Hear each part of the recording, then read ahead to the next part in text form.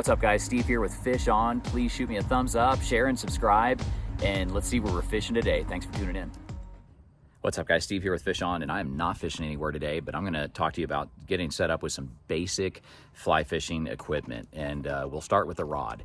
You know, I think it's best to start with even numbers first. Get a 6 weight, and that's gonna cover just about everything if you're on freshwater. Start with the even numbers first, and then get more specific by getting some odd numbers. So start with perhaps a 6 weight, that's kind of an all-purpose fly rod. An 8 weight would be much more heavier and more backbone, and a 4 weight would be the lightest.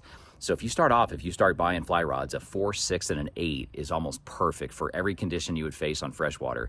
And then get more specific by working with your odd numbers in between. Get a 5 weight and a 7 weight after that. So again, a 4 weight would be for panfish like bluegill, a 6 weight or small stream brookies or something like that. A 6 weight is probably the rod I use the most often. So 6 weight would be so many other different trout and bass, and then an 8 weight might be your largemouth bass and carp and larger fish like that. So I think that's a good way to start.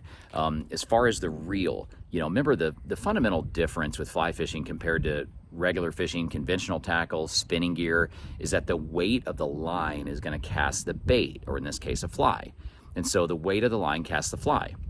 That's all fly fishing is. So in terms of the reel, you have your drag mechanism, which is very similar to a drag on any reel, and then you have the ability to hold a bunch of line. And so with reels, in my opinion, if I can buy a $100 reel or a $200 reel, I'm probably getting the $100 one, because to me personally, it holds the line, and if it's got a decent drag, that's all I'm asking from the reel. I do get picky about rods. I might pay up a little bit for a better rod in terms of sensitivity and feel with the rod.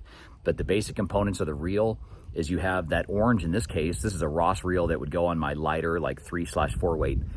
You have that orange, that is your backing. If the fish gets to your backing, that's a good day, that's a big fish. If the fish gets to the knot at the end of your backing, that's probably a bad day, because you're running out, you have no more drag at that point. And then on top of that backing, the orange backing, is the greenish yellow fly line. That can either be a floating or a sinking fly line. And then attached to that is going to be your tippet and leader, particularly obviously your leader first. So this happens to be a 2-pack Rio leader, 7.5 foot, 6X, 4-pound leader.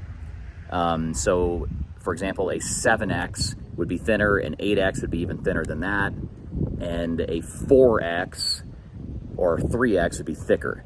So that's just how the X's work with leader. If you break off your leader and you have to tie on a little bit extra, that's often called the tippet. So just in a very simple sense, you have, backing, and then fly line, and then to leader and tippet. And, and that kind of gets you started. And we're going to do a couple of videos on kind of a basic fly casting technique, including just the overhand cast and also a roll cast. And that'll get you guys started and get you on the water. And just don't make it rocket science. Get out and practice. Thanks. See you on the next one.